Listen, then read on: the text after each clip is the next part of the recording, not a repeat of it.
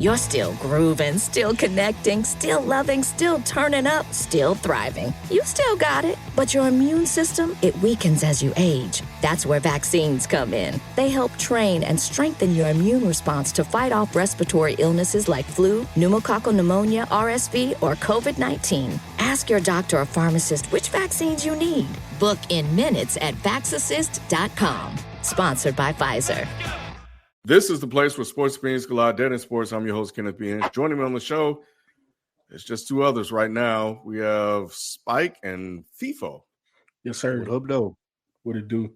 We are live, so everybody please hit the thumbs up button to let everybody know that we are here. We appreciate you guys tuning in. Wherever you're watching, man, on Facebook, on Twitter, YouTube, and Twitch as well. But we are definitely here to continue our coverage of the NBA playoffs, but also we're starting to ramp up NFL talk as well, because that is right around the corner. And we had a trade. We actually had a couple of trades, but there's a big trade that took place this evening. Well, this past week. So we're going to talk about that as well, which is actually because we don't have a best of the week. We're going to jump right into that.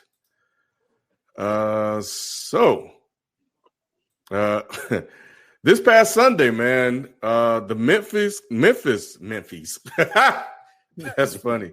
The Memphis Grizzlies and Orlando Magic made a mid-level, definitely not blockbuster trade, sending Desmond BANE to the Magic in exchange for Kentavious Caldwell-Pope, Cole Anthony, 4 unprotected first-round picks, and 1 first-round pick swap. Who won this trade? Well, first and foremost, I got to clarify you. It is a blockbuster trade because of the 4 first-round picks that are unprotected. The player involved, the main player, Desmond BANE, not a superstar, all-star level type of caliber player, but it's a blockbuster because of those 4 unprotected first-round picks. Now, here's the thing. From a fit perspective, love the move for Orlando because we saw them play against Boston, and for halves, if not 3/4, we saw Orlando be able to maintain pace. When they hit that fourth quarter, they didn't have the horses. They didn't have the shooting. Orlando's one of the worst three-point shooters in the NBA as a collective, and now they got one of the best three-point shooters in the league. One of my gripes with Desmond BANE, I've always said, I don't feel he's like a one-on-one scorer. He's more of a recipient scorer. Not saying he can't take you off the dribble and get floaters, but that's just not his game. He's more of a catch and shoot guy. He has expanded his game since he's been in the league, which is the reason why he got the extension that he got. I think he's going to fit Orlando like a glove. They got obviously a young and up and coming point guard with Jalen Suggs, which I don't know if y'all knew, but that is Tyrese Halliburton's cousin. Oh, that's why he's what the hell? But he's up and coming, Ken. And then they have 2 main horses with Franz Wagner and Paolo Banchero. So I like the fit, but this is where Orlando messed up. If it took 4 first-round picks to get him, it took 4 first-round picks to get him. But you got to protect them joints, dog. Like, they got to be top 3, top 5, top 8 protected because your future is not a guarantee. The Phoenix pick, it is what it is, right? Like, you give them that. Even this year's pick from Orlando, obviously give that unprotected. It is what it is. But those other 2 picks that are in the future, they should have protected them just in case. You know what I'm saying? And to me, that's the only thing that makes this trade a bad trade is that they're unprotected picks. Because, again, Desmond BANE is going to move the needle, but he doesn't put you over the top to be one of the elite teams in the East. You're going to be in the middle of the East now. Instead of being in a play-in, you should be 6 or higher. You know what I'm saying? But it's the unprotection on the picks, Ken. Like, that's scary to me. I don't think that's good business. The unprotection on the pick. So you're saying that Orlando should have protected the pick so the Grizzlies couldn't take it if they got a top pick? Exactly. So in the NBA, you could protect your picks, right? Like you could say top 3 protected. So let's just say for whatever reason, let's say next season, right? Franz Wagner and Paolo go down, and it's just Desmond Bane out there. You know you're going to be one of the worst teams in the league. You're going to have a top 3 pick. Go to Memphis.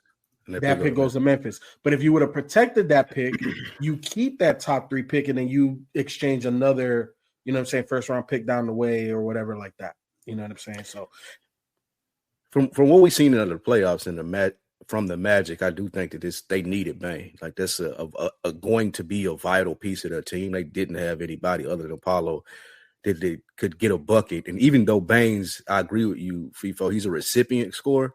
He's not going to create his own shot, but he is so efficient from what he does at the 3 points. Like that, I think that him and Paulo actually may be a better combination than Bane and Morant. So I do think the Magic came out very well in this trade. For the Grizzlies, it just all the talk that I've seen about it and the same thing I thought was like, okay, what are they? This kind of puts them in no man's land. Like they get 4 first-round picks, yeah, but does that mean you're rebuilding with Ja? You're going to like put those picks around him? Is Jackson going to resign? Are you going to resign Ja? Like it's interesting that they want to break that team up that I think was number 4 in the West. It just don't seem like that they doing anything cohesive to continue to build towards, we think Ja Morant is our guy, and we got the ammunition to put a good team behind him and want to compete in the West. Like I don't think this did anything towards that for the Grizzlies, which makes me question the move on their end. Well, I will say this, right? Like when we're dealing in draft picks, especially as many as that they got, it's not, you don't get those draft picks all the time to draft those guys in those drafts. You get that ammunition to be able to go swing for another trade for somebody else that you may feel fits better or takes you over the top, because at the end of the day, right, like we know that the West is ridiculously loaded. Wasn't it like only 4 or 5 games that separated like 1 through 8? Like it was really close.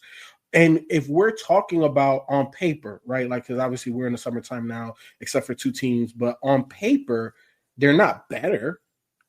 KCP is not Desmond Bane, and KCP's coming off of arguably his worst season of his career. You know what I'm saying? And he got paid. So part of this trade was unloading KCP, which I get, which, you know, you have to give up assets if you want to get rid of a bad contract. But again, the protection, and also Memphis doesn't have a coach, right? So a lot of the things that you're saying, Spike, I don't disagree with you. I 100% agree with you. I'm just interested to see, because this is not the only domino. And Shams and Wendy have been talking about this is going to be a crazy offseason, and obviously we, you know, it has started. You know what I'm saying? We're seeing. We know KD's going to move. We know there's certain other players that's going to be available. That being said, I wonder if the Grizzlies, because I think Ja is still a superstar guy. I think he could be the face of the league, if not the franchise, right? I feel that if you do resign Ja, you do resign Jaren Jackson, then you utilize KCP's contract plus these 4 first-round picks that you got, and you may swing for another person. Because at the end of the day, Memphis is one of those markets you're not going to get a free agent. So you're going to have to go trade for your guy if you don't draft your guy. And I don't think that Memphis's timeline is in drafting players right now. They're in more of a win now, compete now mode. I think Bane was feeling himself and they had to get him up out of there. You know, he was acting like he was one of them guys, bro, you know, and like he was the best player on the team, you know, compared to Ja. So what happens to him now? Because we'll move into Orlando. We will see. Because I think he can. What do you think? Do you think he'll slide into the second best player or the third best player on that team? Because Wagner is nice. He'll good 3. Yeah, I think some games he could be a 2, Ken. Because when you shoot 41% from 3, that means that you get hot. You know, and those games that he's hot, he might be the first option in those games. You know what I'm saying? Because he's that hot. We'll see how they want to construct their offense now that they have a legit floor spacer. But he's definitely a third option. Routinely, I think he could be a second option. Just depends on Franz. I think Franz could be a second or third. And the thing is that I feel with Baines, we kind of know what he is. Franz is still finding himself, and Paolo still hasn't even scratched the surface of how good he can be. So all of that, movement, I think if Baines just goes in there as a professional and be like, hey, look, I'm going to do what you guys brought me in here to do, which is get buckets, space the floor, you know what I'm saying, be a consummate professional, where he fits in the hierarchy won't matter. I mean, he'll find his way. Yeah, I mean, Ja was always out, so he was used to being a guy. So now you got to slide back into third option, second option, depending on the night. I think he'll be okay with doing that because it's Paolo's team, bro. It's like Banchero's the guy. I think this is a really good move for Orlando. Mm-hmm. Like, it makes a lot of sense. It looked like they were lacking a guy of this caliber, and not many people were going to go to Orlando to play. It doesn't seem like Banchero is a guy that people want to go play with just yet. And that is subject to change. But I really love the trade for them. I think with Memphis, I don't know, man. It's really weird what they are doing now. JJ has finally managed to stay healthy. He had injury concerns early on, but he's managed to stay healthy consistently, and he's turned into a really, really good guy. Because robbed of a defensive player of the year this year. Yeah, he was looking shaky early on in his career, but he's there now. And now, are they going to build around Ja now, or what's the deal? There was always building around Ja, Ken. That's the best player on the squad. There was always building around Ja. And part of Jaren Jackson's journey was figuring out, okay, well, what does my game look like next to Ja? Because he didn't come in being a three-point shooter. He didn't come in being that type of guy. He didn't come in being, one of the best shot blockers in the league. He grew into that. Not saying that he didn't have the ability, but he grew into those things. Now, I will say this, Ken, does this not remind you of what Minnesota did last offseason when they got rid of Cat, which is arguably their second best player? Not saying Bane is. We know Jaren Jackson Jr. is definitely their second best player. But then, but one of those guys that you have to get involved, a guy that they paid big money to. And all season I was talking about that this is a retool for Minnesota. You know what I'm saying? And they went as far as the Western Conference Finals. Now, I'm not predicting that for the Memphis Grizzlies, but again, I think that, they have so much draft capital now that I don't see them draft. The only way they're going to use those draft picks to draft players, Ken, is if they trade Ja Morant. And go that's the next part of this. Do you think it would be wise for them to move on from Ja, or continue to build around him? I think you have to explore all options. I think everything's on the table right now. I think Ja has to be on the table. If you get the right offer, then you move on. If you don't like what you're getting, obviously, he's extension eligible. I think he still has 2 years left on his contract. But he's extension eligible this summer. So if you don't like what you're getting, re-sign him. Utilize those picks in KCP to move on to somebody else that may be available and just keep it moving. But I think that if you do get the right offer, then you move on from him.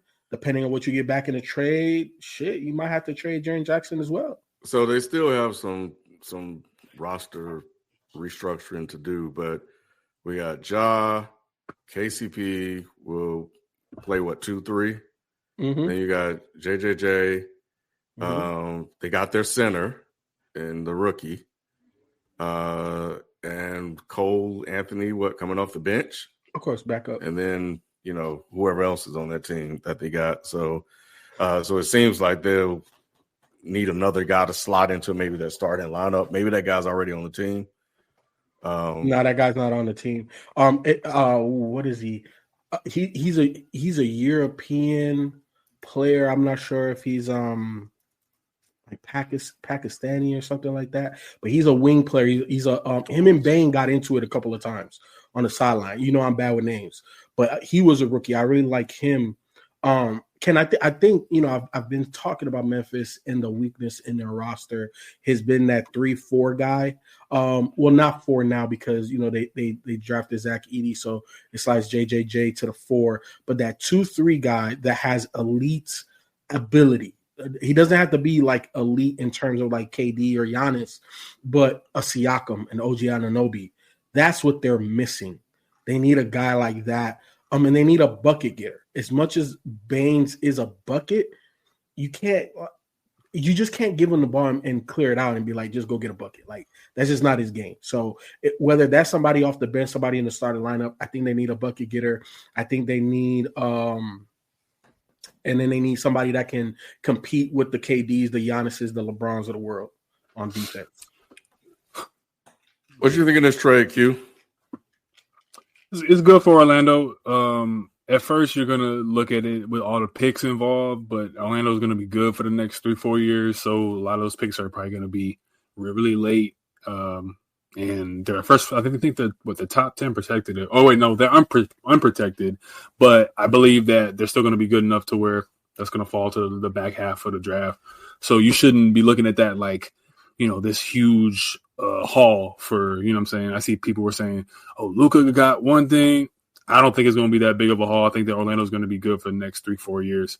And if you're Orlando, I think the reason why they probably pulled the trigger on this is because you're watching Neesmith and you're watching Nembhard, you're watching, you know what I'm saying, Cass and Wallace and Aaron Wiggins and all these people either come off the bench, start for these finals teams.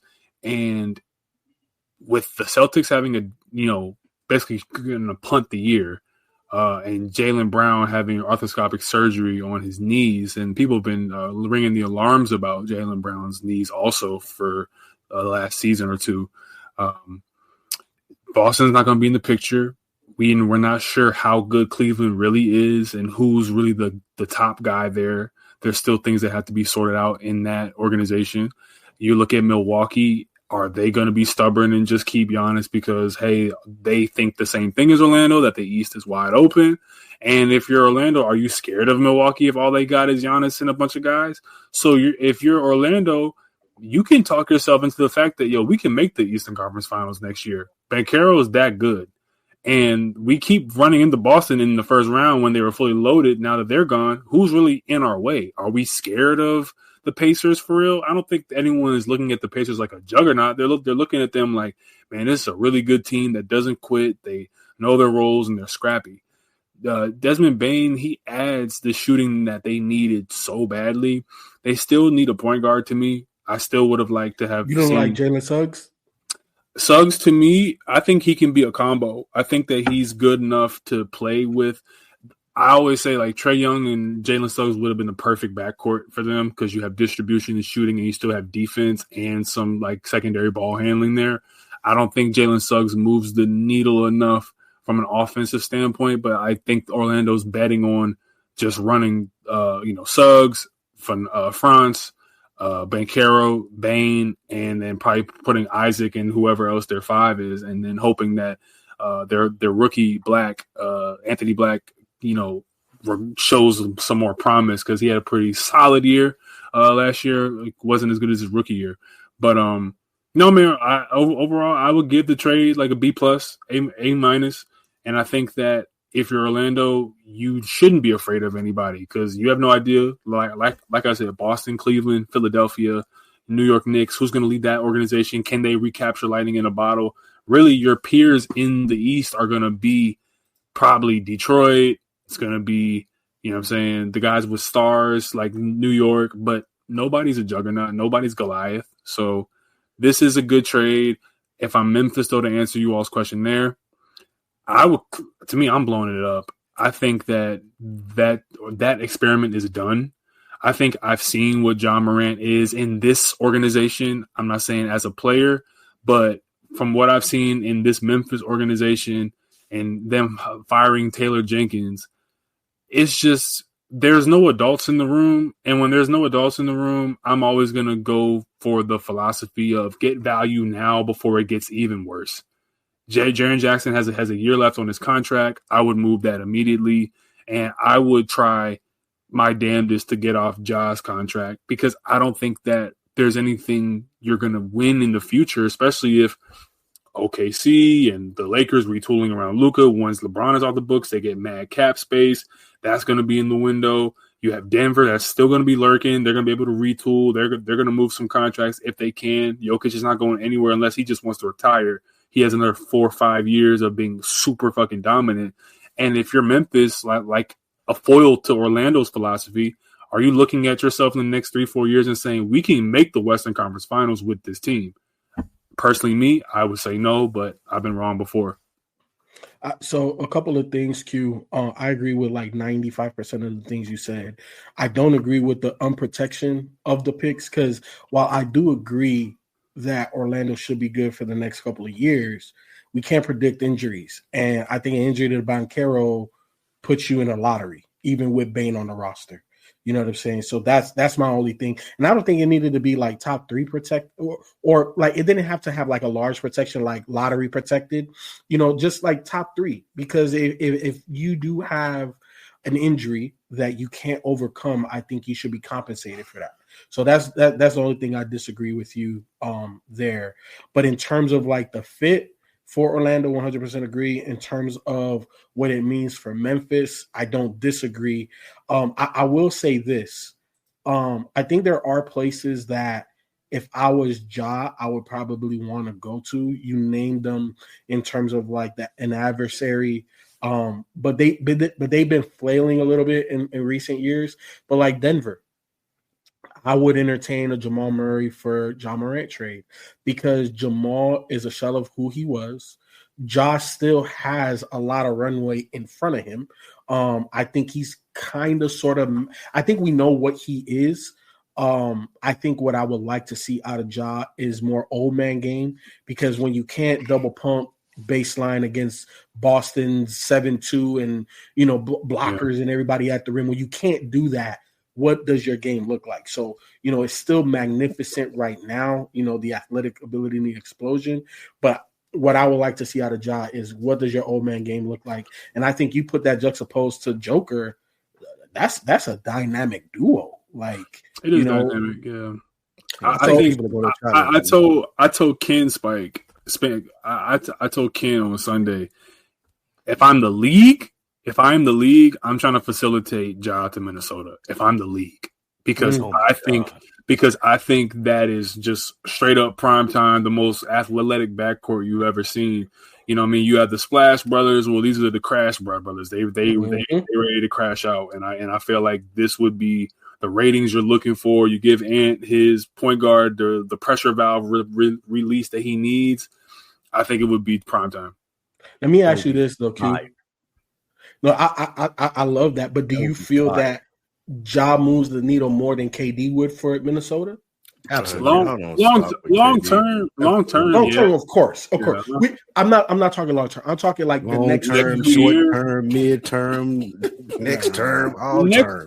Next 2 years, you could make the case that KD fits a more like pertinent offensive need in clutch situations, and probably as just a 3-level scorer that they just don't have right now.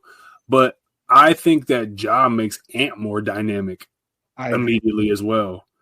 And just the lob threats, like immediately, like it's just like, wow, how do we, like, you know what I'm saying? But Ja has to work on his 3-point shot. It's not that he has to be 43% on 8 or 9 attempts a game, but he has to take that leap from, like you said, the old man game back to the basket would be so nice to see, like just a little turnaround baby hook, consistent 4 or 5 times a game. But then also I need him to be in that 39-40%, 38-40 percentage in his 3-point shot, because that's the thing that has regressed since I think the last 2 seasons.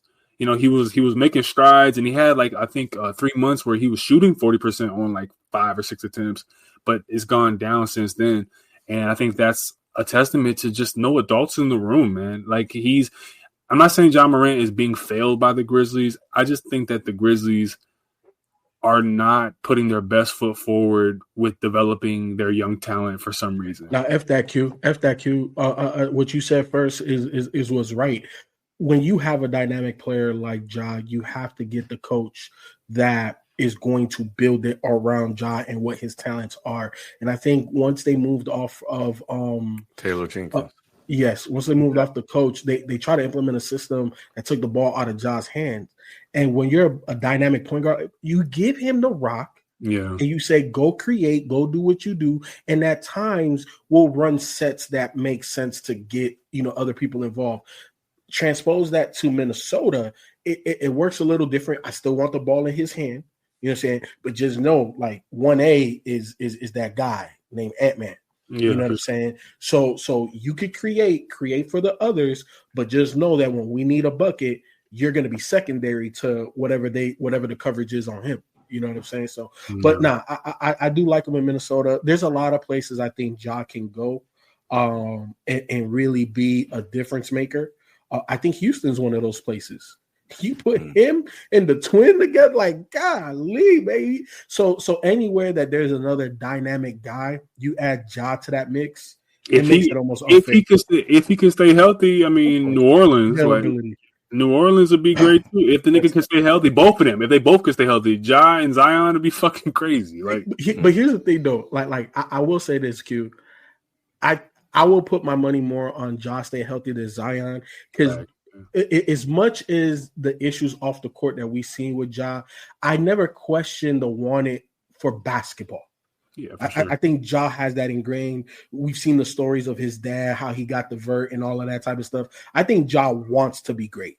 I can't say the same for Zion. The outside noise seems to be too much for Ja sometimes. Like he pays attention to the outside stuff. Even with the tweet that he sent today. Like y'all talking about the Grizzlies and the final, like, bro, just enjoy your off season, bro. Like you don't have to comment and put yourself into these conversations that they're having, whether they're talking good or bad about you, just go play. So I do agree with you in the sense of FIFO. Like I do think that he really enjoys the game, but I think that he could use some sort of mentorship on what to ignore, like what to not engage with, and that would help him tremendously in his next endeavor. But with Zion, I agree with what you were about to say too. I don't think he got the love for the game. He got the love for other things. He got paid. Not the game. He's good. He got paid and he's good.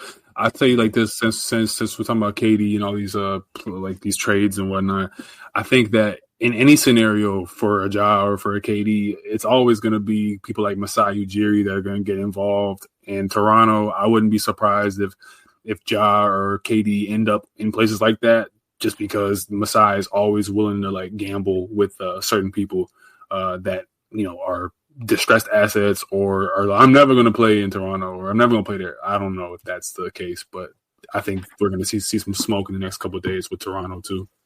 So just hold on, Ken, real quick.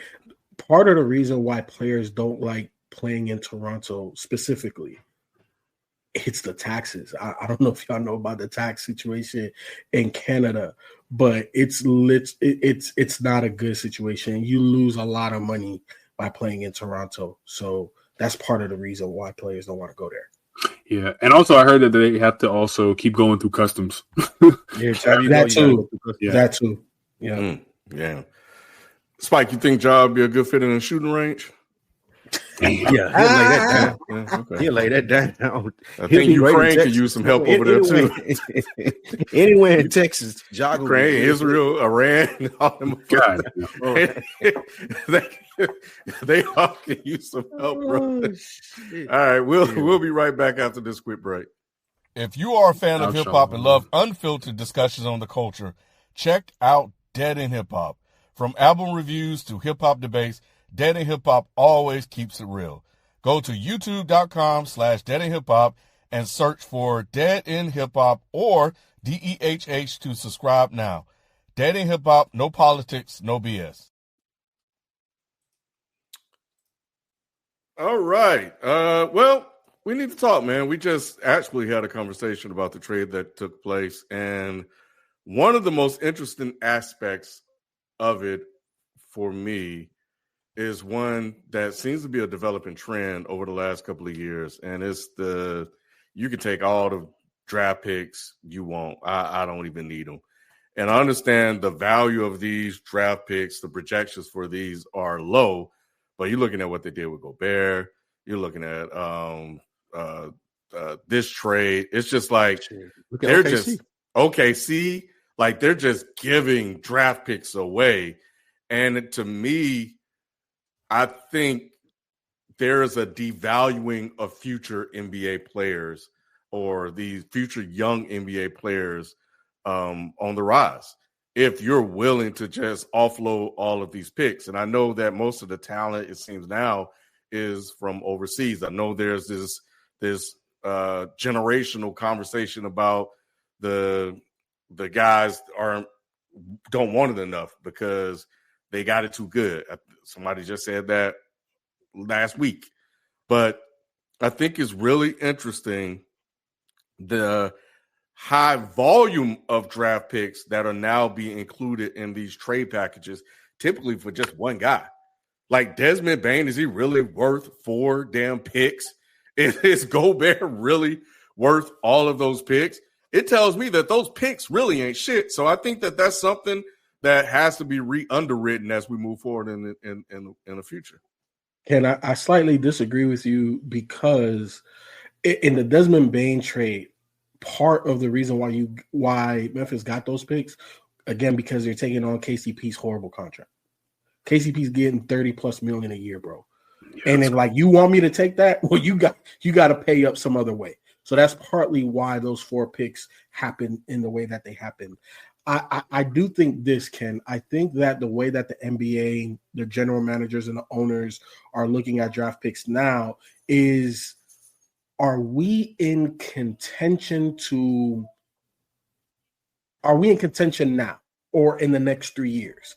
And if the answer is yes, man, forget them picks, man. Get rid of that. This is the St. Louis Rams model. LA Rams. They're LA Rams, because that's essentially what they did. Is they just those picks for a Super Bowl run, baby. But no. Yes, Ken, and I think sports. It's kind of like what's that Jerry Maguire movie? Show Me the Money. Yeah, for sure. Jr. Huh? Mm-hmm. Yeah. That's the name of right? Maguire. Bet. It's kind of it's like that, Ken, like where it just is the mathing. And if we're not in contention, if we are in contention for the next 3 years, the picks, they're not going to help us win nothing. They're just not, unless it's a quote unquote generational talent like a Cooper Flag or a Zion or something like that right away that they're going to change the franchise, right? Unless you're in a draft like that, the draft picks don't mean nothing. Bro, they're out here trading like they're on 2K, bro. Hey, Ken, again, I don't. Draft picks are not being devalued. And the reason why I say that is when we saw the run that Golden State was on, we understand why that happened. When we see the way that the OKC Thunder have been built, we see the value of draft picks, Ken, but it just depends on where you are as a franchise right now. Again, if you're contending, draft picks don't mean nothing to you. If you are in a retool or rebuild, draft picks mean more to you. Now, I'll put it to you like this, prime example, right? A team that we are now witnessing this offseason transition from draft picks are valuable to F them draft picks, San Antonio. San Antonio, before Wemby was like, hey, man, we need all the draft picks we could get. After Wemby, and now Wemby, we know he's legit. It's like, well, hey, F all of that. We already traded for De'Aaron Fox. We have another rookie of the year and Stephon Castle. We got Wemby, and we have how many first-round picks moving forward? Man, trade on. We got the number 2 pick in this draft. Hey, get Giannis on the phone, get KD on the phone. The draft picks don't matter for that team. I just feel like the front offices now are looking at, and I've did an evaluation of the draft and the players over the last couple of years and realized that the draft has always been hit or miss, but there's more potential. I'd rather get somebody that's good now than take a risk on somebody in the future. I just don't think that they're looking at the future NBA players to come as can't miss guys. I think they're devaluing the future NBA players. Ken, and remember, I've had this conversation on this platform for years now that, I talked about expansion. I talked about the quality of player. Ken, there are a lot of guys in middle school now, high school now, that are going to be a problem in the NBA. The issue is that if I have a 28 to 32-year-old star, why am I going to wait 3 years to go draft a guy that's going to be 18, 19, 20 years old?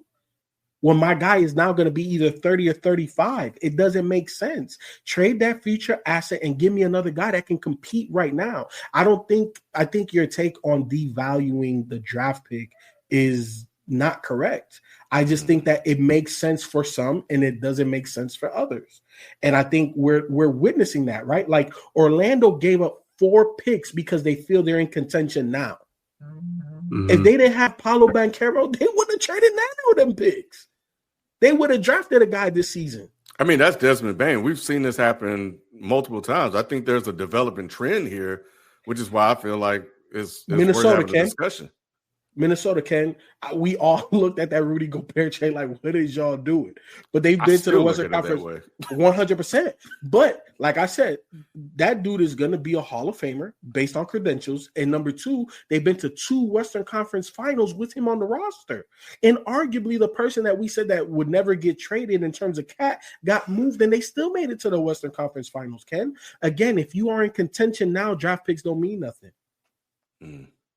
Utah didn't do shit with them picks either. Yeah.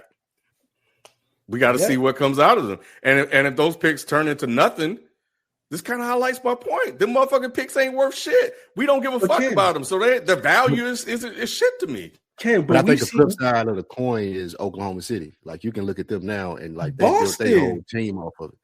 Boston. When they got rid of Paul Pierce, KG, and Rondo. OKC still got a lot of picks, right? Even with the squad that they got. Yeah. Bro, they have like 13 picks in the next like 7 or 8 years. First rounders. And that's not even including the second round picks that they not like okay, like I've always said, you can't pay all those guys. They're probably gonna play J-Dub and maybe one other person, and you can't draft all of those guys. You're gonna have to offload that. You're gonna have to take on salary. All right. Well,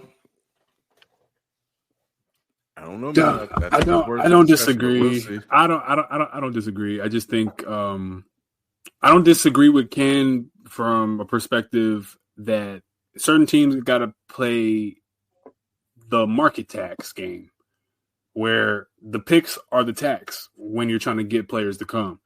And if they feel like, well, what's the point in trying to develop stars when we have 2 that we think are bona fide stars right now? And on top of that, if we have to just get off of a bad contract with KCP, then we have to throw another pick in there. So really, you're attaching a pick for KCP, and it's, 3 picks for Bane and 1 pick for KCP? Would they have 4 unprotected? When you divide it like that, like I said, Orlando's thinking, they're going to be picking, bottom 20s. You know what I'm saying? If you know what I mean. So we're going to look up in a couple years and see if they're correct, but it's always funny to go back and be like, wait, KCP was in that trade that turned into this bona fide star that fell to the mid-20s. Like, we'll see. But we'll see. I don't know, Ken. Another example, Ken, let me ask you this, right? Like we're gonna play rapid fire. Are the picks valuable for the Chicago Bulls? Yeah, I would imagine they would be, yeah. Are picks valuable for the Miami Heat? Yep. Why? Because they got to rebuild. They got guys they got to bring in because they just got rid of Jimmy. Exactly. So the Bulls and the Heat picks are valuable to them for 2 different reasons. The Bulls want to pick the players. The Miami Heat want the picks to move to go trade for a player. So Ken, there's a lot of moving pieces, but there's going to be teams that need picks for whatever reason, and there's going to be teams that don't care about him. And the Bulls need him. The Utah Jazz need him. The markets that you're not going to attract free agents need them. And then markets that you could technically get a free agent, but you're still retooling. You want those picks to be able to go big game fishing. Miami wants those picks to be able to go get KD, Giannis, another big name to add to the two marquee guys that they have there now. So again, they're not devalued depending on the team that has them. I don't know. I think, but we'll see. Moving on, man. Let's talk about the game last night, a very pivotal game. Last night, the world was watching a pivotal Game 5 in this year's NBA Finals with the Oklahoma City Thunder taking care of home court that they won back and beating the Indiana Pacers in convincing fashion 120-109. The series now heads to Indiana for Game 6 on Juneteenth, with OKC in a position to end it and win their first championship in franchise history. Who do you guys have winning Game 6? And then I do want to have a discussion about Game 5 and then 4 because we weren't on air about those. Is Halliburton out? Oh, and I forgot to mention that too. He said if he can walk, he can play. He's going to play. Oh, that don't. I mean, he wasn't effective though, so that don't mean a lot. Being that he's going to play, even if he's hurt out there. So, knowing everything that we know now and seeing what I saw, I got the Thunder winning the next game on the road, winning the championship. I think it's going to go 7. I think I feel where Halliburton's coming from. If he could walk, he could play. He knows what it felt like that last game where he was ineffective. You got to shoot it up, do whatever it is that you got to do. He knows what's required of him for his team to win. So I think he pulls it out at home. Games. If he can play, I want to bet on Indiana.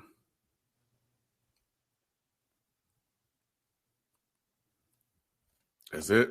Okay. That's it. Because I mean, what else did it really say? Like somehow, some way, they're gonna find a way. Like it's gonna be TJ, it's gonna be Pascal, and if it's not gonna be Halliburton, then Nembhard and Nesmith are gonna find a way to just go berserk from 3. But if they don't, it was Game 4 that they blew the series, and I don't think they'll ever be able to live it down. Yeah, we'll talk about that in a sec. Give my answer real quick. Hold on, Spike. I originally thought this was going to go 7. And I'm going to stick with that because OKC's bench players were far more comfortable at home. And I saw it last night. Jay Will went off. SGA picked his spots, and mainly on the defensive end in the fourth quarter. He was huge for them. So I thought he was great. But I think that on the road, I haven't seen them play very well. And going back to Game 4, they were not playing well in that game, but SGA found a way to win. What was you about to say, Spike? I look at SGA plenty if he can't take out an injured Halliburton and others as far as what the trajectory that he's supposed to be on. Even if he wins this in Game 7?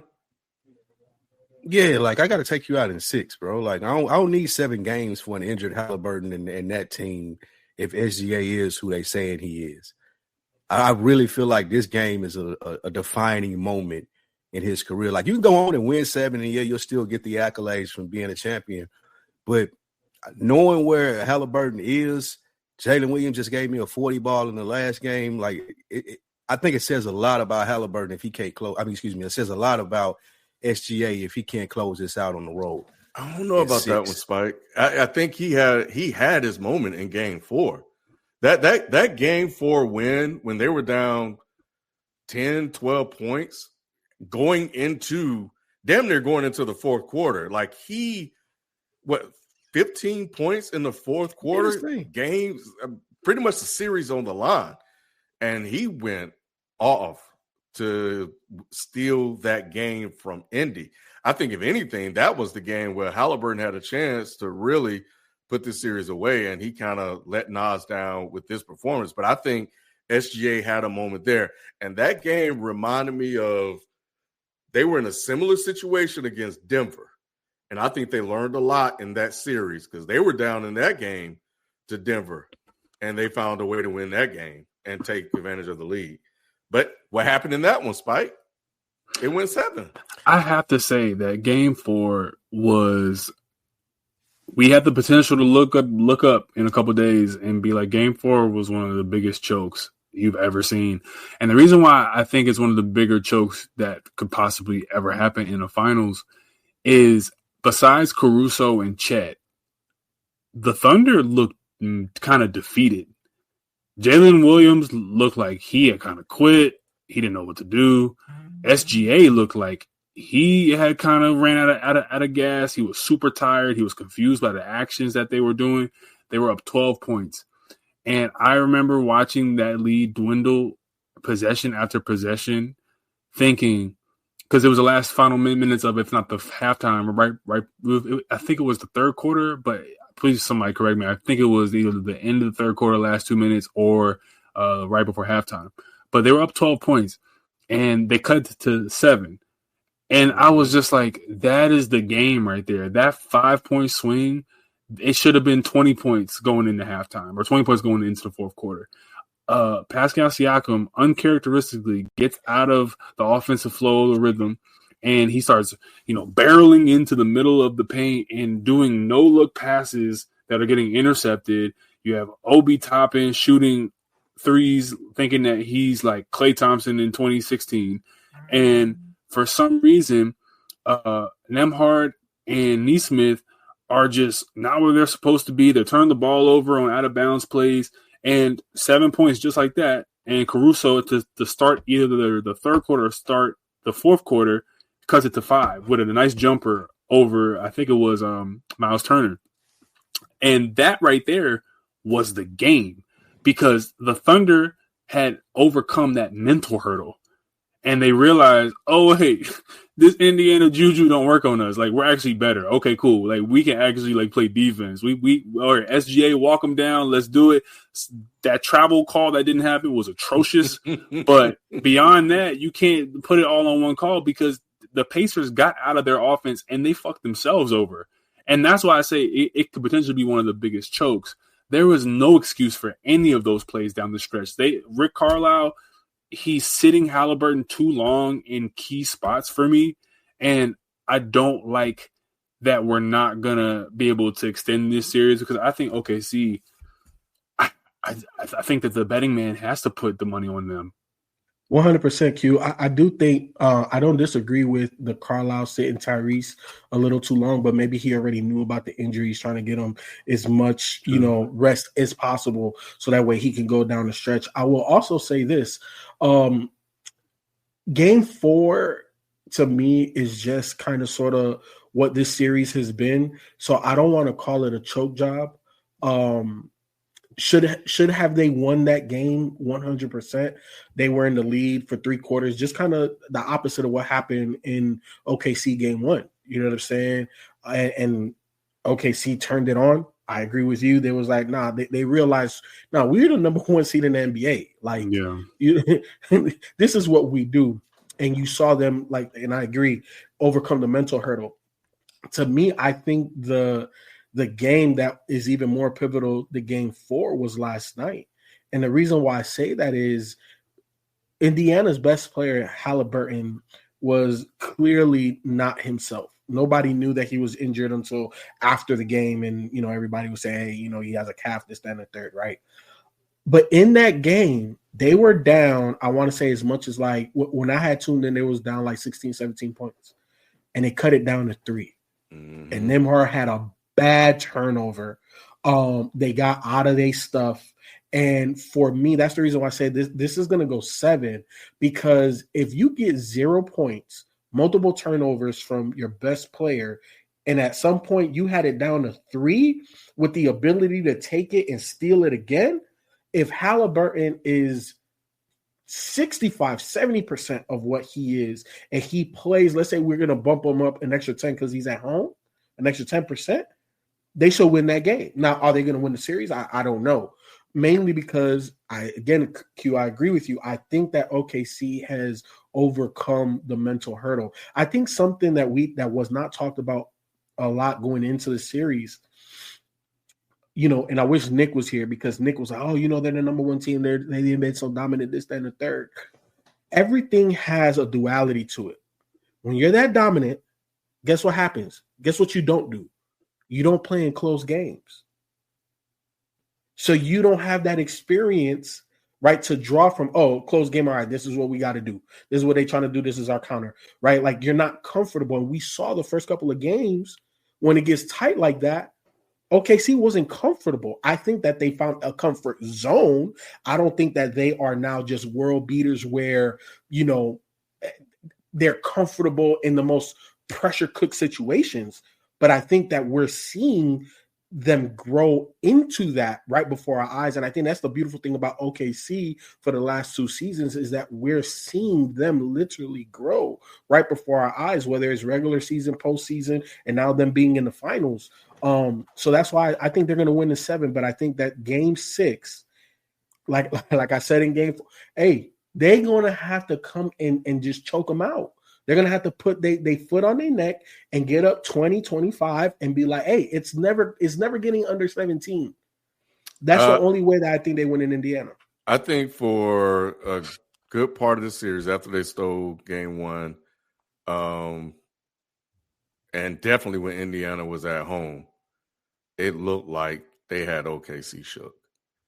And the commentary you guys were talking about OKC was starting to rear its head. The experience and these pressure cooker moments that they were undergoing, kind of to add a little bit to what you were talking about, FIFO, is that we haven't played a lot of close games. So we're not, as Jalen put in the chat, we're not battle tested.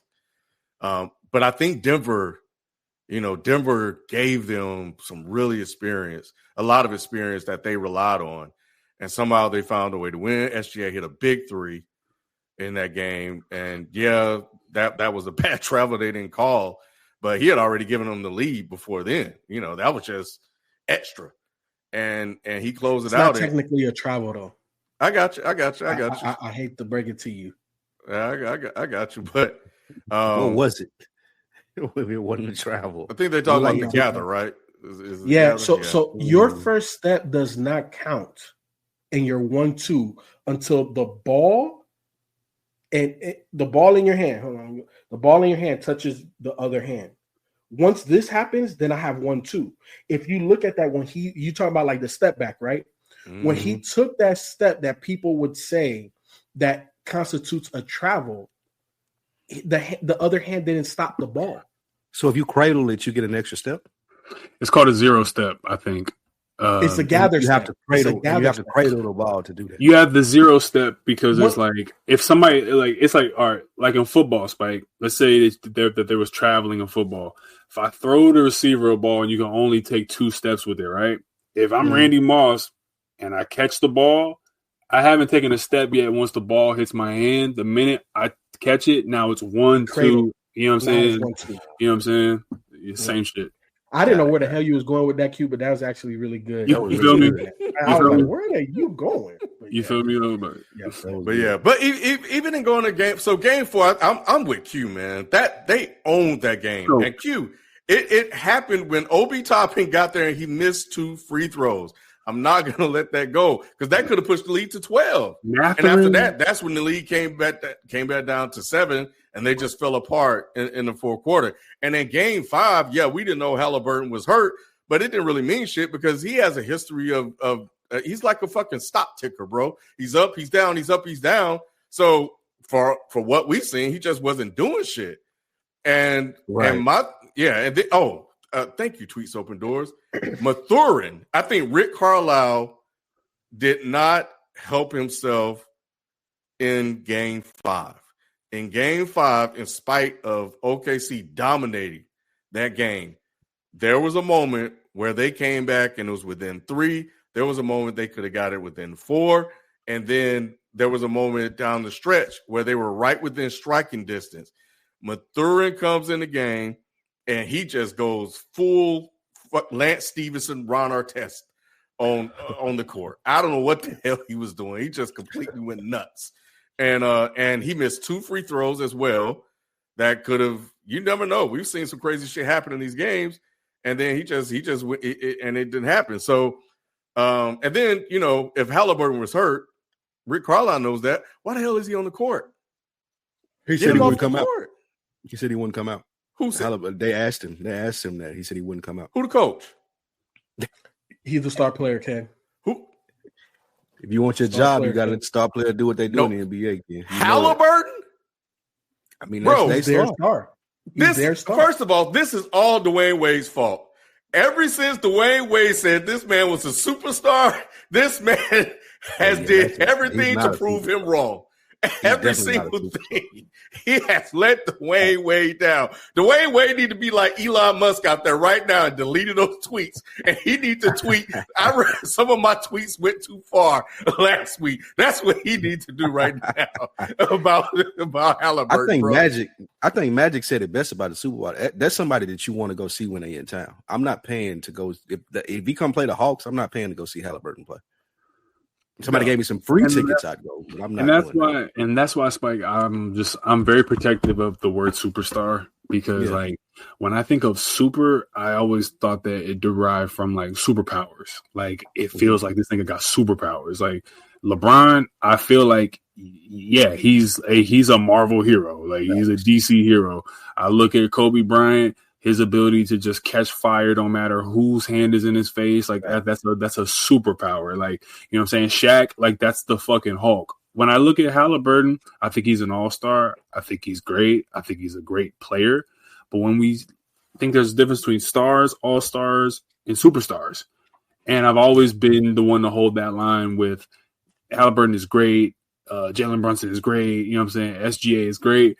Superstars, though, I guess people kind of started saying it more towards like the branding aspect of players. Like, oh, if they're pushed by the league, then they're a superstar. Nah, bro. I always thought that was just people who are in star roles.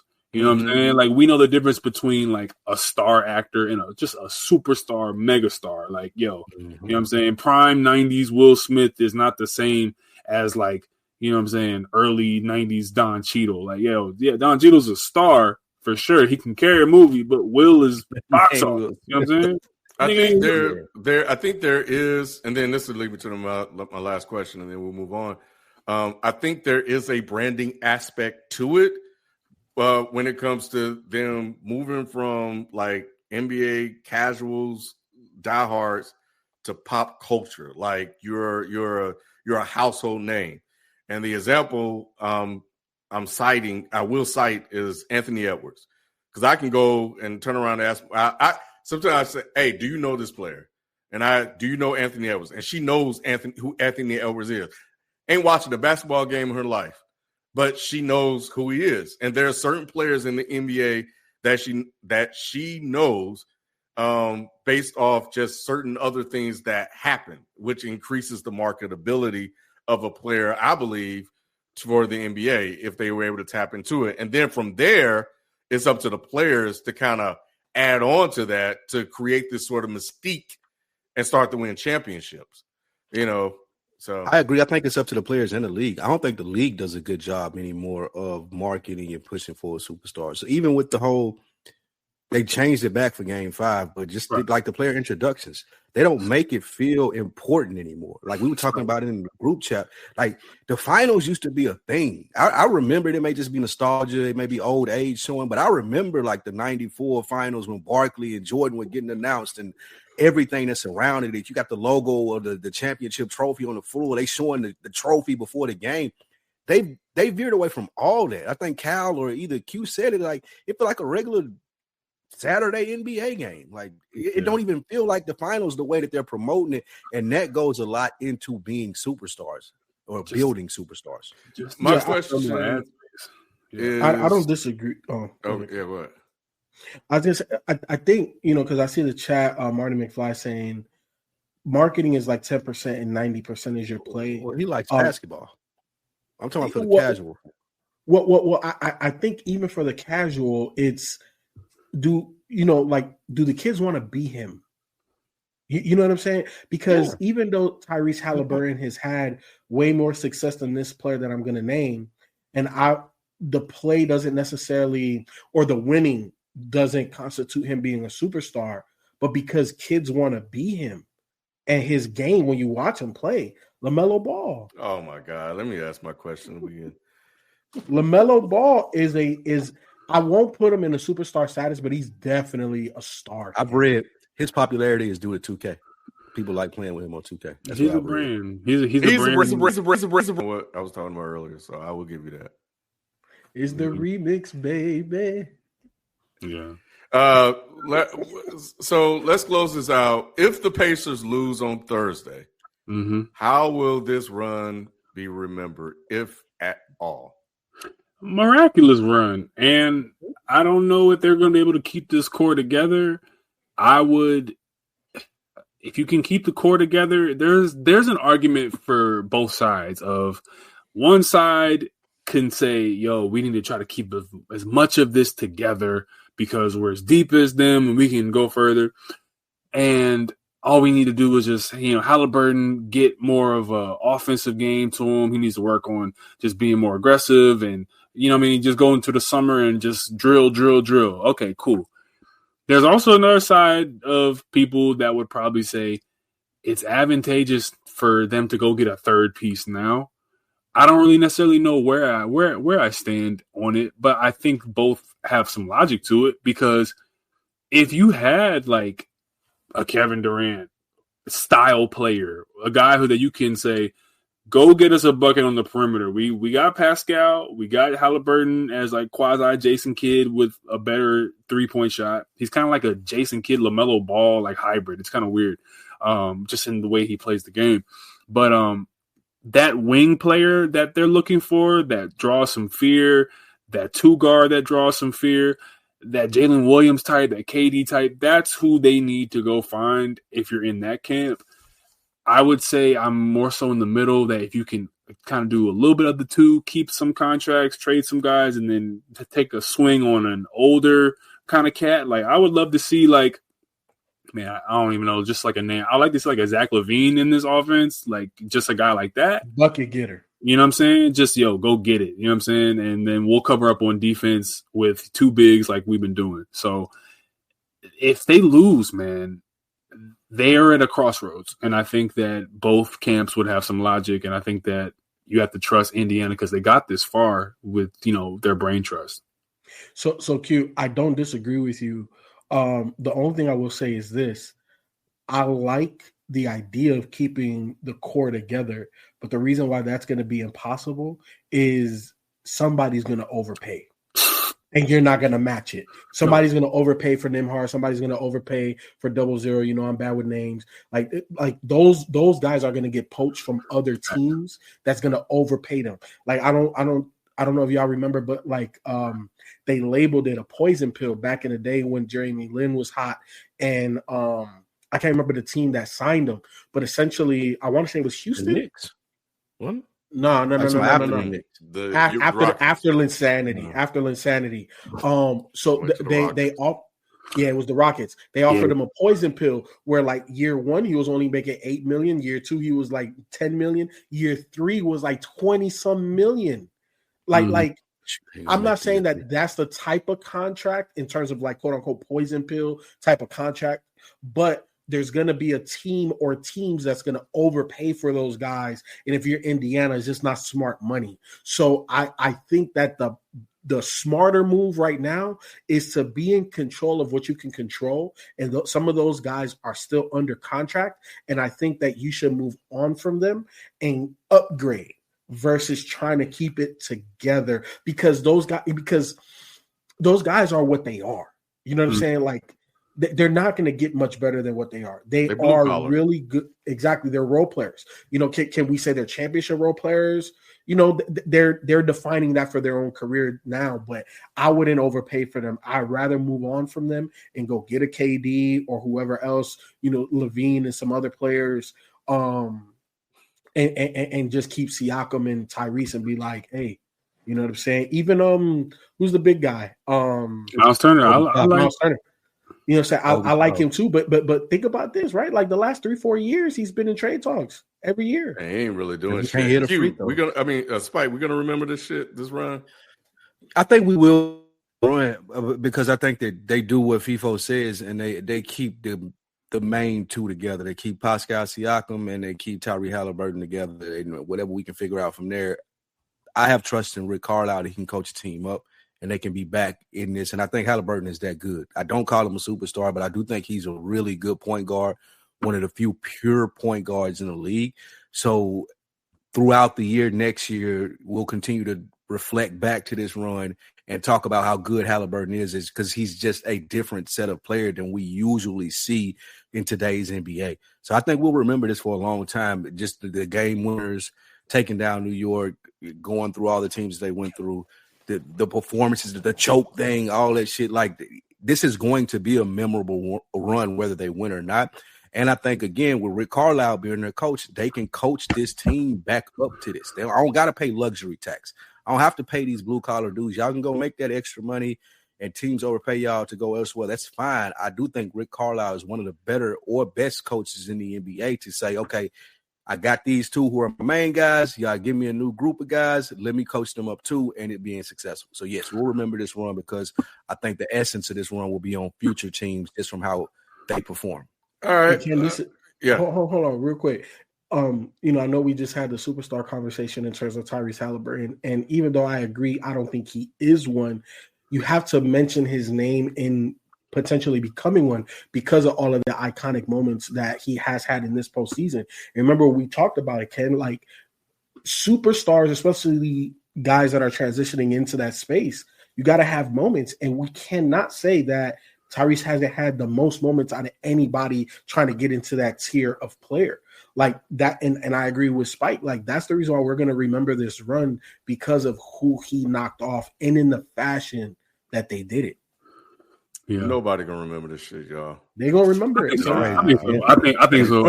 Ain't nobody gonna give a damn about these. Gonna keep doing this. Like, and I think so. I think so because the East is gonna be wide open for a minute. Like, I don't, you know what I mean? Like Boston, like as much as we look at Boston as young pups and shit, those kids are gonna be 30 and like they grown men now. Yeah, like Banchero and France are like the next wave of kids who should be coming into their moment. Indiana right now, they got grown. This is a pretty grown team. Like, this is not like a bunch of kids on one team. This is a team of mid-20s, early 30s guys. So it's like this is the moment, and I think that you're going to be talking about this for at least the next 2-3 seasons because Hallie's going to be competing. Like, we don't, like I keep saying, you don't know who the fuck is going to coach the Knicks. You don't know what's going to happen with Milwaukee. You don't know what's going to happen in Philly, and it's like everything else is like Cleveland. Do you really fear them? And it's Orlando, Detroit, and Indiana that look like they have the most stability going forward, which is crazy. Christmas Day game next year would definitely be Indiana at Madison Square Garden. Absolutely. That's definitely going to be a Christmas Day game next year. If they don't do it, then it's just more indictment of the NBA. Yeah. All right, if y'all say so. Look, this was a great Cinderella run.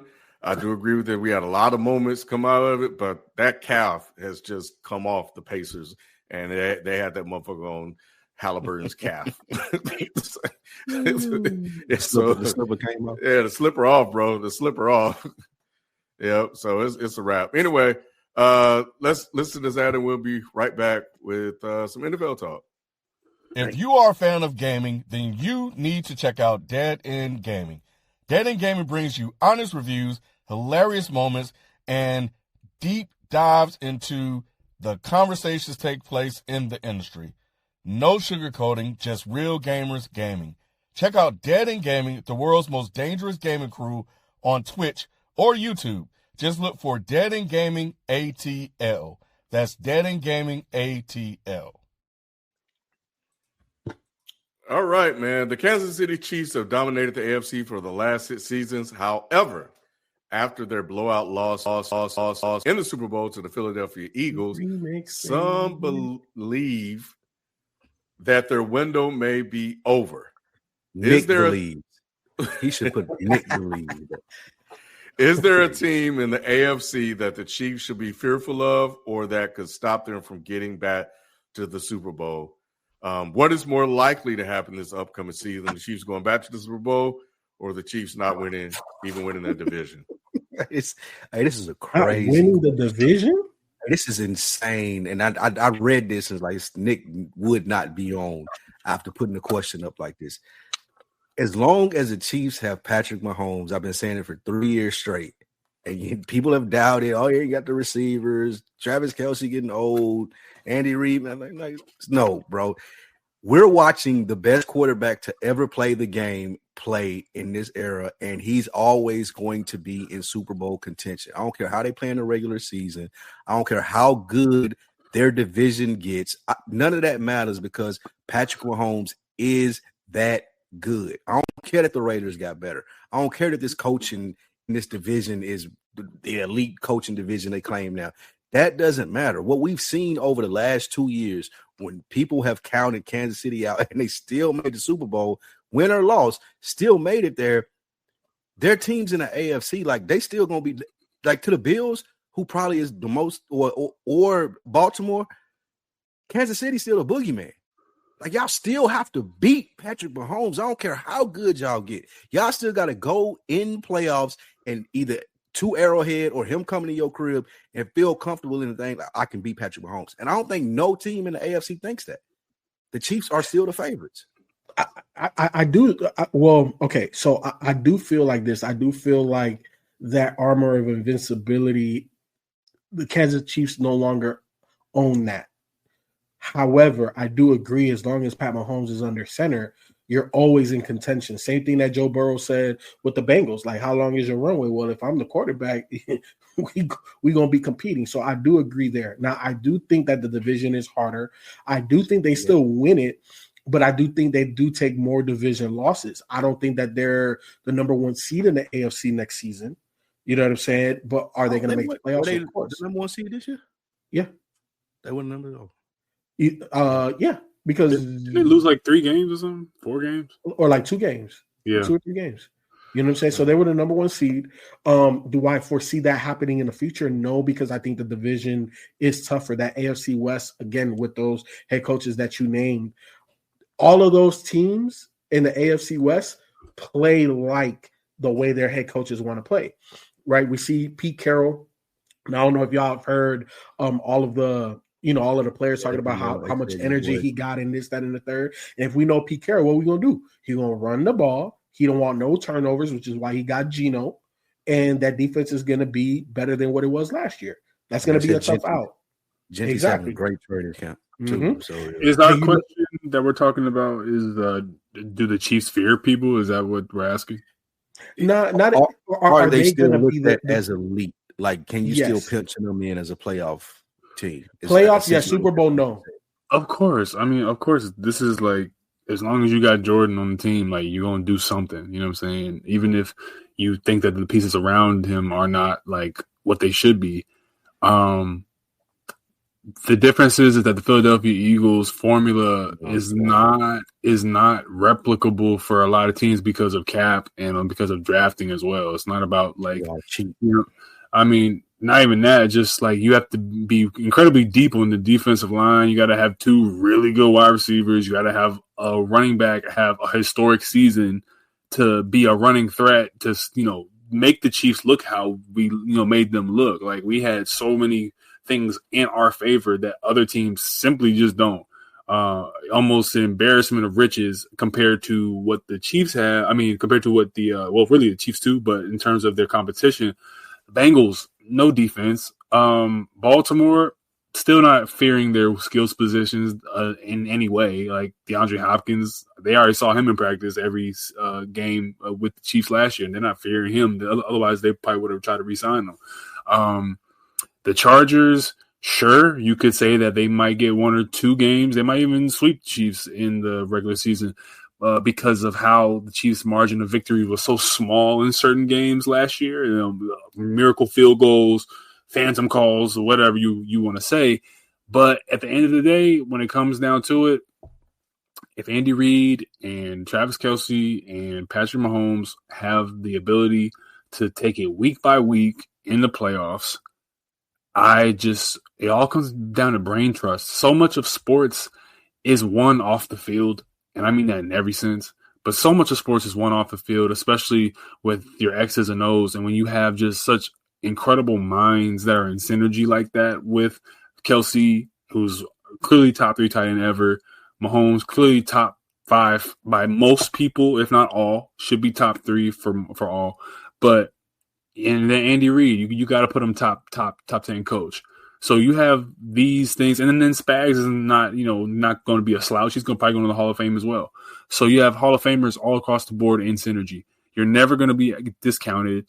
It might be a tougher road, like I said, but if you look at their competition, they don't have what the Eagles had in the Super Bowl. They don't have a Saquon Barkley. They don't have that. So, Josh Sweat, all these people being able to rush 4 and get home every time. Who really has that? And I think that the Chiefs are going to be prepared for those type of copycats because they drafted like it, in my opinion.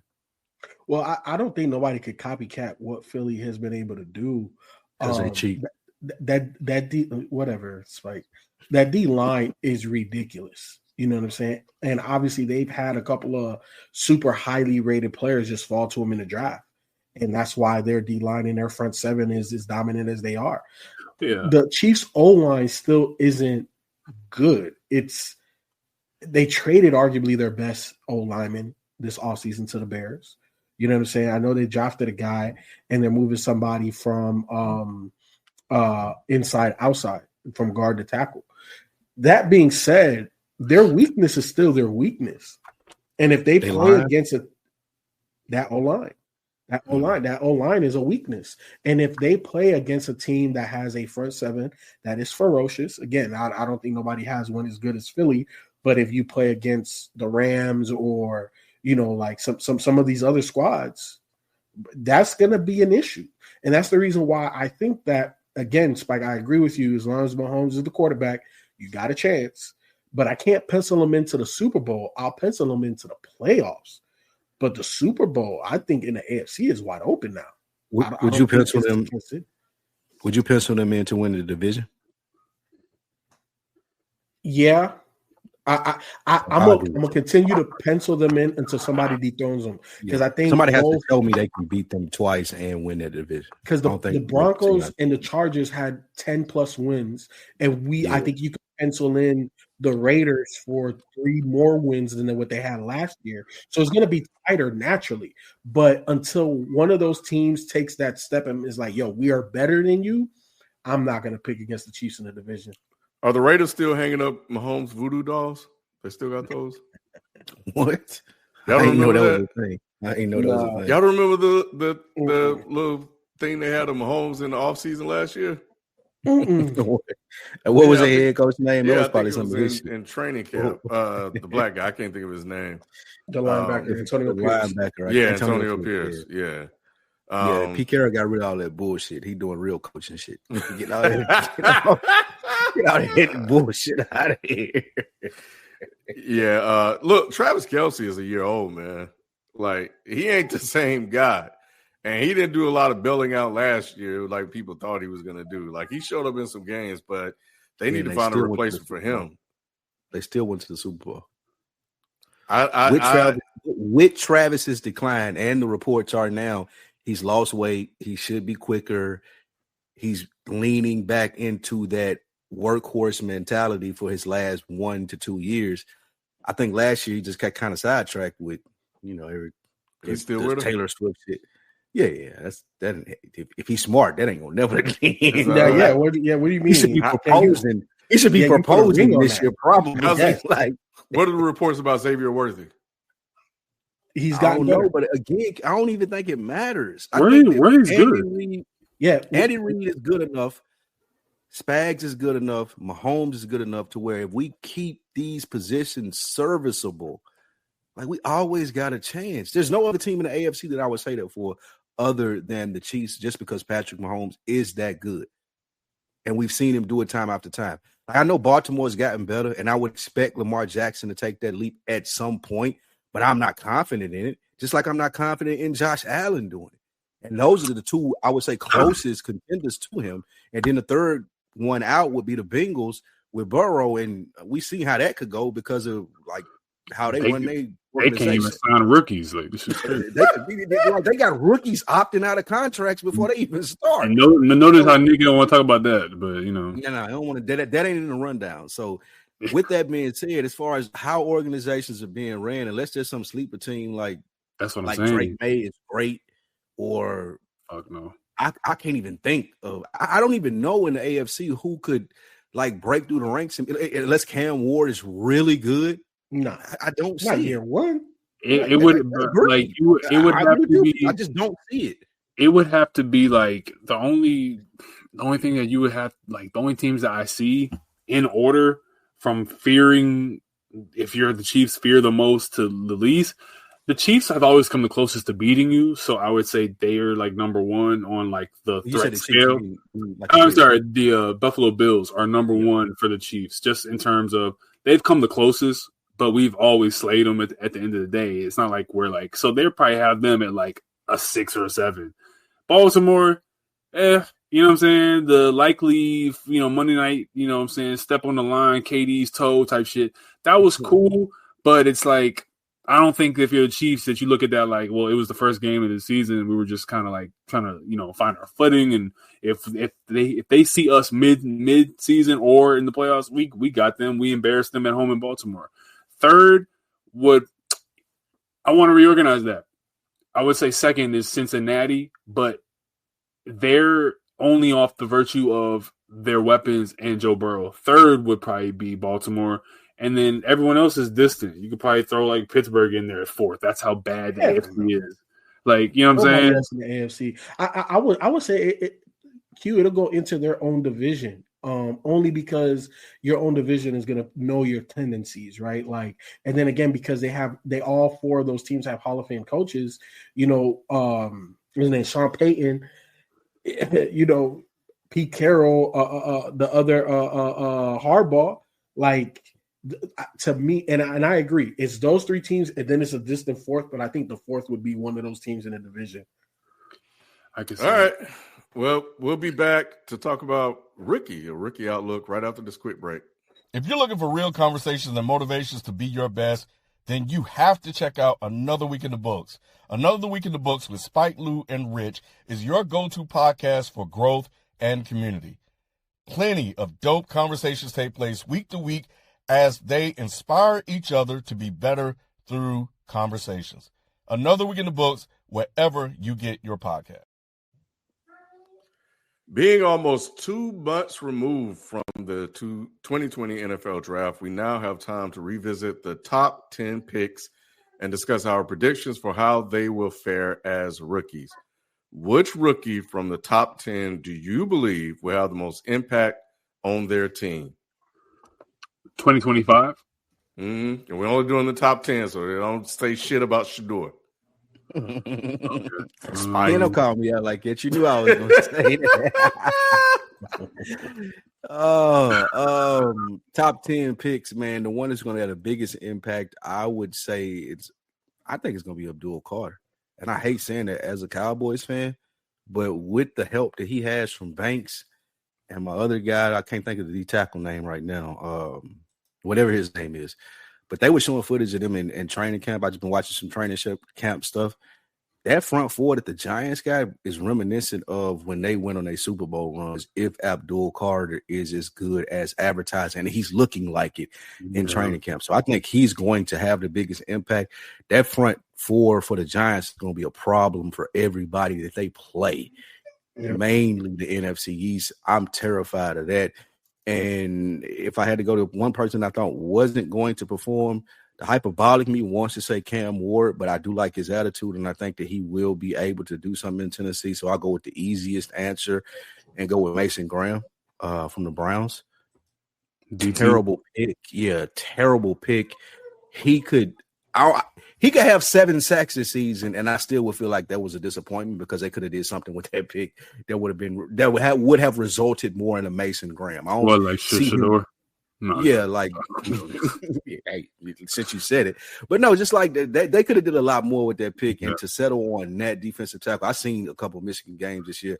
Dude didn't jump off the page at all to be a top 10 pick, and for them to settle with him to pair with Myles Garrett, Like this is it just don't work. I feel like he's going to be the biggest disappointment.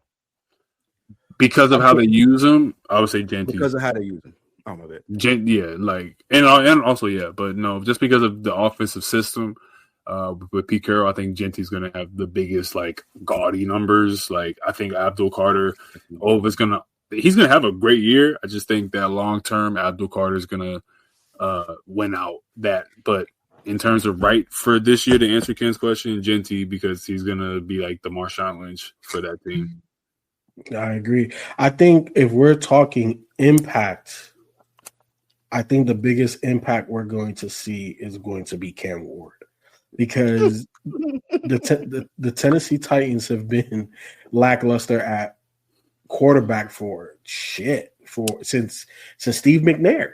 Let's be honest. Since Steve McNair, they've been lackluster. Not saying that they haven't had the Kerry Collins of the world and the Tannehill, Vince Young, you know what I'm saying? But those guys were lackluster. Like they never wore, that guy. And I think Cam Ward is going to be that guy. Not saying that he's going to make him into a playoff contender year one, but I think that we're going to see enough jump off that page that's like, oh, snap, you get this man a wide receiver, a decent O-lineman, or a tight end, or a running back, and it's like you're going to have to contend with this guy for a long time. So I think he has immediate impact.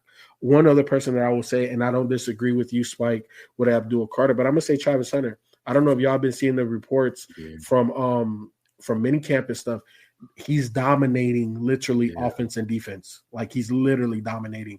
So I think that and again, we've never seen nothing like that to see how many snaps he gets on both sides of the ball. But Jacksonville has needed wide receiver help, and they need DB help. So it's a 2-for-1er. So I think Travis Hunter is going to have a major impact on that squad too. Okay. I think the Panthers receiver is going to be trash. I can't even say his name, McMillan. Oh, you don't think McMillan going to be good? No. Shit. T-Mac and Jimmy Horn? McMillan gonna be good, Ken. That's my sleeper. That's my sleeper after so often talent can go to an organization and they can be trash, but it's really just the organization. Just is not conducive to success. Like, I don't know, man. Like when Adam Thielen is like able to go to your organization and be the primary receiver. They got Horn too, though. Now, like they revamped their position. Sure, but what's his name? Leggett doesn't look like he can catch for real. Like they use that nigga as more of a prop to speak than actually like show his highlights. Say like, yo, say something. Yeah, but they got two guys. They got two guys in this draft that I think could really play ball. Not saying that Jimmy Horn is a number one wide receiver, but he's a burner. Number two, you know what I'm saying? At minimum, he could take over the top. And then T-Mac, Spike, the guy you like, he has the qualities of a number one wide receiver. Does he have the temperament or the mentality? That's yet to be determined. But if we're looking at the physical package, he has that. Bryce Young get him the ball. That's going to be the problem. You know what? From what I seen from Bryce Young after the benching, he showed me something. I'm fine with Bryce Young. Yeah, I do agree with that. Yeah, I don't think Bryce Young is no longer the overarching issue. It's going to be ownership first, and then head coach, and then scheme. But I do think that they put their best foot forward this offseason to make Bryce's game or make his job as easy as possible. I do think they helped him out this offseason. What's crazy? If I could swap two QBs who need like not just on some like fantasy dominant team type shit, but guys that truly need new scenery, I would swap Miami and Carolina's QBs immediately. Immediately. I feel like Bryce Young would benefit from Josh what's his name? McDaniels. Josh McDaniels, and then I feel like Tua would benefit from just having no eyes on him. Just like, just go and play football, and like the pressure of Miami seems like it's just too much for him, bro. Personally, too many big stars over there. nobody in Carolina is established. Like Tyreek Hill's a name. Like like he's a diva. Jalen Waddle is theoretically supposed to be a star. Like, you know what I'm saying? One of the top paid receivers in the league. Yeah, when you have that, you're supposed to perform, and I think that's too much for Tua. You know what I'm saying? And now they're putting expectations on them. But I would swap them so easily. Just so you need to be in this offensive system because they can help you grow, and you need to just go chill. Like, that's a good scenario right there, Q. I think that would be fantastic for both of them. Like, you get Bryce Young down in Miami because the same thing that you're saying is too much for Tua. I think Bryce Young needs that. Like, being in Carolina is like, bro, like, shit whack. I came from Alabama. I came from Alabama. I was a high, like, I've been in the upper echelon, and now I'm playing in Carolina with, like, what's the dude name you said is number one receiver? Adam Thielen. Yeah, come on, man. Like I'm playing with Adam Thielen now. I think Bryce Young would be rejuvenated going to Miami, and I feel like Tua would be more comfortable in Carolina. Yeah, I feel like that's a great one. All right, up next, power rankings. Let's do our power rankings. Yeah. All righty. So, do we have graphics or nah? No, I got these into gelling a little late. Nah, I have time. All right, that's cool. All right, so I've been doing position by position, all timers, right? So we're still at it, but now I'm ranking the most underrated point guards of all time. I don't want no flack for nobody on this panel because none of y'all play point guard. So just listen to your boy because I know I'm right. All right, so at number 5, I got Mark Price, most underrated point guard of all time. At number 4, Nick Van Exel, underrated point guard. At number 3, Kenny Anderson, lefty crazy guy. At number 2, Rod Strickland.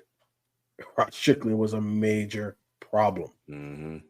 And at number 1, Mahmoud Abdul-Rauf. Changed his name and everything. Yes, sir. Not even Chris Jackson. Not even Chris Jackson. Mahmoud Abdul-Rauf. That dude was – you watch Steph Curry now, he was Steph Curry back then. He just didn't have the volume of those shots. Like back then you were taught as a point guard, get to the basket, settle for a 2, shoot the open 3. And even though that was the underpinning of his game, the range he had was unlimited. It wasn't accepted back then to shoot 10 threes from 30 feet like it is today. But if he played in today's game, it'd be him and Steph. Like, who the best point guard between him and Steph? And then I will give you guys a number 6, a guy that I wanted to work in there, but I didn't feel he was better than these guys that I named. Damon Stoudemire. That's underrated. It's a little Damon Stoudemire, Arizona. That's a good list. I remember when I played video games, like basketball more heavily, I used to play with the Trailblazers just to play with Rod Strickland. Like, Rod Strickland was my fuck. I loved Rod Strickland. The fact that he was so tall and was still like he had all the skill points. He could shoot. Hey, what do you mean? That man was 6 feet tall. Huh? Rod Strickland was barely 6 feet. I thought he was like 6'2", 6'3". Nah, he really 5'11", 6 foot. I didn't 6 You don't like? I always thought he was a taller point guard. So you're just going with guys like who don't really get like any flowers from anybody right now. Like, yeah. Just underrated. People don't talk about him enough. Shit, man. In terms of just like the short window he had, like I'm not gonna say 6'3", FIFO. 6'3"? He ain't look no 6'3". Yeah, I think he is 6'3". But just in terms of like the short, short windows for guys that had like a little run, not like they were premier guards, but just guys that I always respected at the point guard position. Jamal Tinsley and JJ Barea. Those 3 to 4 year runs when they were on Dallas and they were in Milwaukee, Jamal Tinsley and JJ Barea, they played such pivotal roles in their team's success as well. So I gotta give them some respect. Yeah, Jamal Tinsley is a point guard's point guard. He is, I would say he was in the mold of Mark Jackson. You know what I'm saying? I'm not gonna do too much flashy stuff, Everything I do is rooted in fundamentals, even though it may look flashy. But I'm gonna back you down. I got you with a little crossover. I might do a no look, but just very fundamental. Jamal Tinsley was really good for the Indiana Pacers. And then who else did you say? I said JJ Barea. Yeah, Barea. Andre Miller was a good one. Andre Miller too. Yeah. I definitely. He is definitely underrated when you look at his stats. You know what I'm saying? He's up there in assists, and an underrated scorer of the ball. But going back to JJ, the best way I could quantify his game, he was timely. Mm-hmm. Like the shortest dude on the court would make the biggest play for you. Mm-hmm. That was JJ. You know what I'm saying? But I would love to.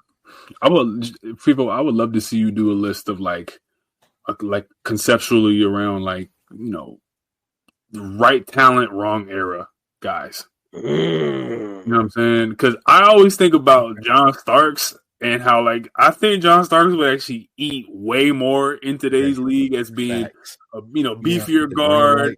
Really, just give him the green light. Yeah, John Starks was so underrated to me, and I know that he didn't get the love he deserved because of Patrick Ewing and Jordan's era. Yeah. But it's like Starks to me is also one of those guys as well that just like put him in today's league, like new to all the technology and shit that we got now. Like give that build to the NBA, he'd be terrorizing dudes, dude. You know what, Q? Off the top of my head, just thinking about that list, the number one person that I would, and obviously I would sit down if I made the list, but just coming off the top of the dome, Ray Allen, bro, because people forget of Supersonics Ray that was yamming on folk, and not just Tomahawk and Milwaukee Ray too, but he was cradling backwards, he was an attacker of the basket. He had athleticism. So I feel like people just remember the Miami Heat Ray and the Boston Ray, but it was like, nah, bro. If young Ray would have played in the NBA now, we would literally be calling him Jesus. Be different. Facts. Yeah. Let me ask you this, FIFO. And Darren Williams was a good one. Shelton in the chat. That was a really good one. Not even from a pro standpoint, but two of my favorites from a college standpoint that never really panned out in the pros was El-Amin from UConn. El-Amin and Mateen Cleaves. Those are two of my those are real deal point guards in my eyes. Yeah. As far as I'm gonna add a third one, but I'm gonna make sure to that group. I'm gonna add a third one to that group that I felt played very similar. Ed Cota, shorter, chunky, pass first point guard. You know what I'm saying? A lot of moxie about him. You know what I'm saying? Yeah, he definitely fit in that group. But yeah, them boys ain't do nothing in the NBA. No, they couldn't. Yeah, it was too athletic for them. They had great point guard mentalities, but it was just too athletic for Mateen. Kevin Johnson? It was a little too pudgy. Kevin Johnson? Yeah. For me, I don't feel like he was underrated. I feel like he's adequately rated. I think he gets the flowers he deserves. But I don't think maybe he was underrated for his era, but I don't think he's underrated all time, if that makes sense. Because he was the best player on the Suns team before Barkley got there. Yeah. That was people knew that. That was him and Tom Chambers. One last thing, Vivo. Do you think Kukoc in today's NBA would be different? Yeah, the only thing that I would hesitate about Kukoc was the athletic ability. But we're talking 6'11", can handle, can shoot threes, can post up, got vision. Did he play in the wrong era? Because I look at Buzelis in Chicago right now with the similar build, and he's killing. I'm like, but he's more athletic than Kukoc. But that man be coming baseline and windmilling on folks. Yeah, what is that? That's just crazy. Yeah. Kukoc's never had that, but I think Kukoc is one of those guys that could play in any era. He could have played in the 60s and he could play today. Because you know who Kukoc is, just less athletic? He's Lamar Odom. Just a less athletic Lamar Odom. Yeah, Lamar was underrated too, but yeah. Super underrated. I feel that. Presto T. Shout out to Presto T, member for 41 months. That's what's up. Speaking of point guards, look where CP3 is all-time in assists. Then look where he is all-time in turnovers. It's insane. It is. So according to Google AI, Chris Paul has 12,499 career assists and only 3,093 career turnovers. That's 4-1. 3-1, 4-1 ratio. 4-1 assist to turnover ratio. All we had to do was ask Timberland. They got an answer I needed, didn't they? Mm-hmm. Yeah, that is insane, though. That's cool. Yeah. Do y'all remember that summer? Well, really, not even summer. Like those 2 years where it was CP3 or Darren Williams. CP3 or Darren Williams. Who you like more? I always like Darren Williams crossover more. Darren Williams. Darren Williams. His crossover was crazy, but like CP, it was the defensive and he end had that to gave him build. Darren Williams had to build. Like when I get in the paint and I'm like going downhill, like you're not gonna stop me, bro. Remember like 06, 07, 08, like it was Darren Williams and CP, and then right on their heels before the injuries, Brandon Roy. I fucking hate that happened like that because Brandon Roy was coming, dude. Yes. Yeah. All right, that is the show. Next, I think you got one more. You got one more super chat from Green Beans. Oh, where? It's over on the star. It said, "There you go." Okay. Oh no. We were that was last year. Oh, we did it. Oh, okay, gotcha. Yeah, USA versus World. USA. Yeah. Yep. We already did that one. Yeah, it's about to be USA versus the world in real life. So Yeah, that's why they keep getting rid of them damn. It's happening picks. right now. Man, as we speak, it's USA versus the world. Enjoy the game. Iran said we got some shit to show y'all niggas tonight. oh. He said, "I ran, no nigga, you ran, nigga, like nigga, you run." Oh, we got some shit for you niggas tonight. Everybody be safe, man. Yeah, we know we have some international. It's the remix, baby. But all right, man, I'm gonna do something about this computer. Anyway, by next Tuesday, we'll have an NBA champion, right? Yeah, I believe so. Yeah. All right. So everybody, stay tuned, and until then, we are out. Peace. That'll be easy. Let's go. You're still grooving, still connecting, still loving, still turning up, still thriving. You still got it, but your immune system, it weakens as you age. That's where vaccines come in. They help train and strengthen your immune response to fight off respiratory illnesses like flu, pneumococcal pneumonia, RSV, or COVID-19. Ask your doctor or pharmacist which vaccines you need. Book in minutes at vaxassist.com. Sponsored by Pfizer.